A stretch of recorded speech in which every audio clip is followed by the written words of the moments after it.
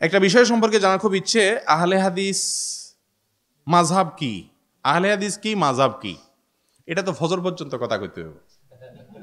আহলে হাদিস কি মাযহাব কি, মূলত আহলে হাদিস বলা হয় মুহাদ্দিসিনদেরকে। মূলত প্রাচীন কালে আহলুল হাদিস বলা হয়তো যারা বড় বড় মুহাদ্দিস, তাদেরকে বলা হয়তো কি আহলুল হাদিস। এখন আমাদের দেশে প্রেক্ষাপটে আহলুল হাদিস বলা হয় যারা হাদিসকে অনুসরণের জন্য খুব বেশি চেষ্টা করেন, কোশিশ করেন এবং বিশেষ কোনো মাযহাব না মেনে নিজে নিজে হাদিস অনুযায়ী চলার চেষ্টা করেন। অল্প কথা সেটাই বোঝানো হয়। আর মাযহাব অনুসারী যারা, তাদেরকে বোঝানো হয় কোনো একজন ইমাম কোরআন এবং হাদিস অনুযায়ী অ্যানালাইসিস করে দিয়েছেন, সেটাকে অনুসরণ করা। কথা বুঝে আসছে? কিছু ভাইরা আছেন যারা মনে করেন মাযহাব মানাটা শিরিক, এরকম আছে না নাই কিছু ভাইরা? এটা মূর্খতা। মাযহাব এটা মাটি ফাইটা বাইরে হয়ে যায় না। মাযহাবের যে চারজন প্রসিদ্ধ ইমাম, ইমাম আবু হানিফা, ইমাম শাফি, ইমাম মালিক, ইমাম আহমদ ইবনে হাম্বল রাহিমাহুল্লাহ, তারা প্রত্যেকেই কোরআন এবং হাদিস থেকেই মাসআলা আবিষ্কার করার চেষ্টা করেছেন। অতএব তাদের অনুসরণটা দেখতে তাদের অনুসরণ মনে হচ্ছে, মূলত ওইটাও কোরআন হাদিসেরই অনুসরণ। আর বস্তুত আমরা কেউ কিন্তু মাযহাবের বাইরে নেই, কেউ কিন্তু মাযহাবের বাইরে নেই। আপনি শেখ আব্দুর রাজ্জাক বিন ইউসুফকে মহব্বত করেন, উনি পেপসি, কোকা কোলা এগুলো খাওয়াকে হারাম বলেন, আপনার কাছে ওনার এই যুক্তি ভালো লাগছে, আপনি এটা আমল করেন, তাহলে আপনি এই ক্ষেত্রে ওনার মাযহাব মানলেন। কারণ এখানে কোরআন হাদিসে ডাইরেক্ট কিছু বলা হয় না, এটা ওনার বুঝ, লাহু ইজতিহাদ। এভাবে এক একজন আলিমের ব্যাখ্যা বিশ্লেষণ মানাটা বাহ্যিকভাবে মনে হয় ওনাকে অনুসরণ করা, মূলত ওনার কোরআন হাদিসের ব্যাখ্যাটাকে কি করা, অনুসরণ করা।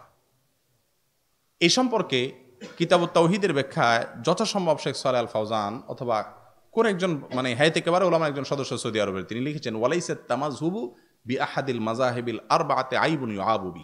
চার মাযহাবের কোন একটা মাযহাবকে অনুসরণ করা এটা কোনো দোষণীয় বিষয় নয়। অন্ধ অনুকরণ যদি হয় সেটা হলো দোষণীয়। আরে ভাই, ইমাম আবু হানিফা রাহমাতুল্লাহির মাযহাবের ওনার ফতোয়ার 1/3 না 2/3 বা এরকম একটা বড় পার্সেন্টেজ হবে, এই পরিমাণে ইখতিলাফ করছে ওনারই শাগরেদ আবু ইউসুফ, মোহাম্মদ এবং জুফর রাহিমাহুল্লাহ। ওস্তাদের কথার ব্যতিক্রম করছে, তাহলে কি অন্ধ অনুসরণ করছে নাকি? দলিলে মনে হয়েছে না ওস্তাদটা সঠিক না, ইখতিলাফ করছেন। এবং হানাফি মাযহাব মানে অনেকে মনে করে আবু রহমতুল্লাহ যা বলছে এটাই হানাফি মাযহাব, এটা মূর্খতা। এটা জানেন না আপনি? হানাফি মাযহাবের শত শত মাসালা আবু রহমতুল্লাহর কথা অনুযায়ী ফতোয়া না, ওনার ছাত্রটার বেশি দলিল সমৃদ্ধ ওইটার উপরে ফতোয়া।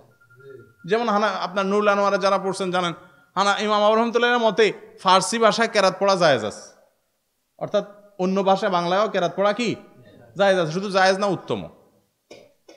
অথচ এই কথার উপরে হানাফি মাযহাবের কি না, ফতোয়া না। কথাটা কিন্তু, মতটা কিন্তু আবু রহমতুল্লাহ। অতএব যারা মনে করতেছেন যে মাযহাব মানে হলো ওই ব্যক্তিকে অনুসরণ করা, তারা ভুল বুঝতেছেন। মাযহাবের সঠিক ব্যাখ্যা তাদের কাছে নাই। তবে হ্যাঁ, এটাও ঠিক, আমরা আজকাল অন্ধ হয়ে গেছি, সবাই নামে বেনামে বিভিন্নভাবে আমরা অন্ধ হয়ে গেছি। ব্যক্তির অনুসরণ আমাদেরকে অনেক সময় কি করে দেয়, অন্ধ করে দেয়। অথচ মাযহাবও কোনো মাযহাব, কোনো ইমাম আমাদেরকে অন্ধ হতে শিক্ষা দেন নাই, এবং সেটা নাই অবাস্তবে, কিন্তু আমরা সেগুলোকে বাড়াবাড়ি করি। জি, কিয়ামতের পর হাসরের ময়দানে আল্লাহ তাআলা মিজান পাপ পুণ্যের হিসাব করবেন। তখন পাপ পুণ্যের ওজন যদি সমান হয় তাহলে কি করা হবে?